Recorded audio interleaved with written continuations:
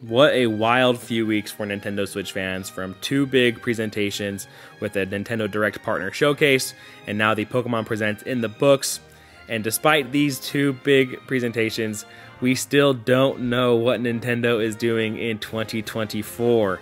So this is going to be a wild next couple of weeks and months as we wait to see what is going on. So we got to talk about what we saw at these presentations and what does this mean for Nintendo going forward, because, you know, I do not think that Nintendo is going to leave us hanging this year. They definitely have something for us.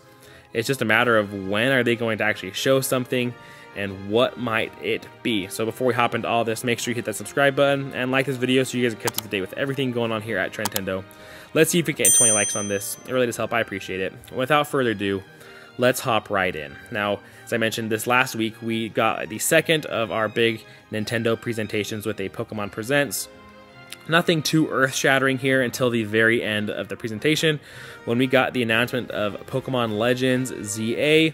And even then, it was a cool announcement, but we didn't really see anything outside of this little teaser trailer and a 2025 release moniker. So even with this awesome release game that's coming soon, the release isn't coming till next year, so nothing for this year.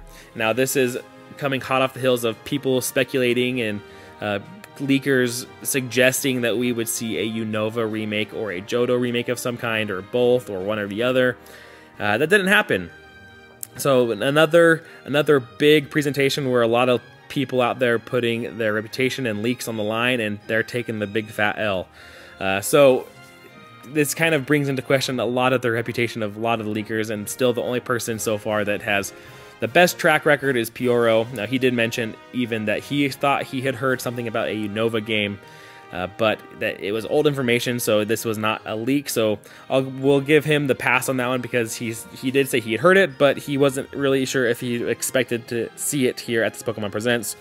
But Riddler Q had teased way too much Johto and way too much Unova to let that slide. So again, we're kind of sitting here scratching our head thinking, where is this information coming from? Where are these people getting everything?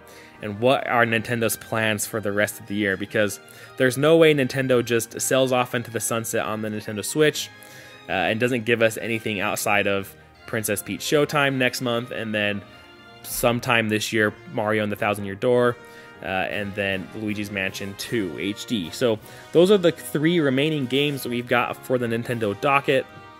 And you know, outside of that, there's nothing on list. So we gotta wait to see what Nintendo actually will do. Now, again, we have some more rumors that we are expecting to see a Nintendo Direct in April. Now, like I said, with the way things have been going, I would take everything with a massive grain of salt, because we don't know at this point what Nintendo's actually going to do, and the way that the track record has gone for a lot of these insiders is suspect at best. So, but if you look at what is going on, it would make sense for Nintendo to have something maybe around that April time, because I know in March, like I said, we are getting Princess Peach Showtime.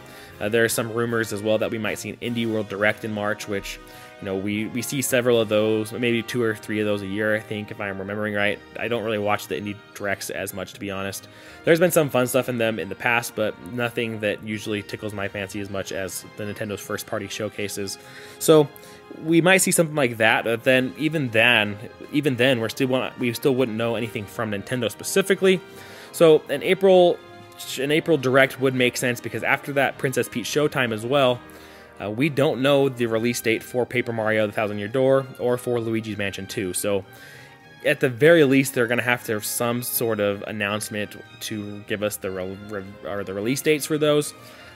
Most people are anticipating those will be earlier in the year, so maybe, you know, after March, maybe we can see in April we'll see one of them, and then maybe see something else. Or if they do give us a Direct in April, maybe we see something different, and those will come out later this year. But either way, Nintendo's going to have to give us something in the form of an announcement for those games here in the next several months, because, like I said, we don't know what's coming after Princess Peach Showtime, and they're going to want to get something. I feel like Nintendo has at least one release every month, whether it's a big game or not, just some sort of a first-party release.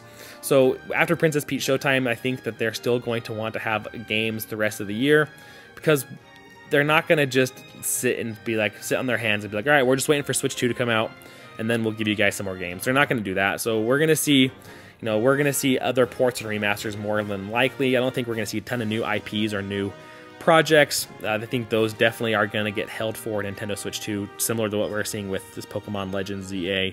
That's definitely getting held for Nintendo Switch 2 if it's not coming out till 2025. It'll probably be a cross-gen release, but it definitely will be on both the Switch and the Switch 2. So we'll see games, maybe we finally see these Metroid Prime 2 and 3 remastered or HD ports or whatever they may be. I don't think they'll be quite as touched up as the first one was. We'll probably see those. I think, the way we have heard and talked about Nintendo with Zelda, in regards to Zelda with Wind Waker and Twilight Princess, I believe that those games are definitely coming at some point. I'd probably at this point, with how we've seen Nintendo handle some of their business, I am no longer of the mind that these will come in a dual release. These are definitely going to be coming by themselves and for $60, because that's just the way Nintendo seems to be doing stuff recently. It doesn't make sense. They've seen a lot of videos about Nintendo's pricing models with how they've handled some of these more recent releases, and with the pre-orders going up for Thousand Year Door and Luigi's Mansion, both coming in at $60. I don't think there's any way that Zelda comes in at a dual pack or any less than $60 in my opinion. So I think we get some stuff like that though, but other than that, it's kind of slow. There's not going to be a new Mario game, a huge new Mario game. There's not going to be a huge new Zelda game. There's not going to be a huge new probably a lot of things. Maybe we get Prime 4, and if anything, that's going to be the biggest game we get. If we get that, I think that might even be held until around the Switch 2, and it comes out as a dual release as well.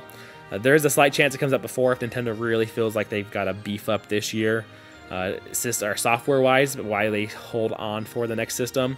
But you never really know. So there's still a lot unknown, but Nintendo's got to give us something here in the next little bit. So I'd love to hear your guys' thoughts down below, though. What do you think? What do you think about this potential April Direct? Thoughts? Do you not want to trust leakers at this point? Because I definitely get that.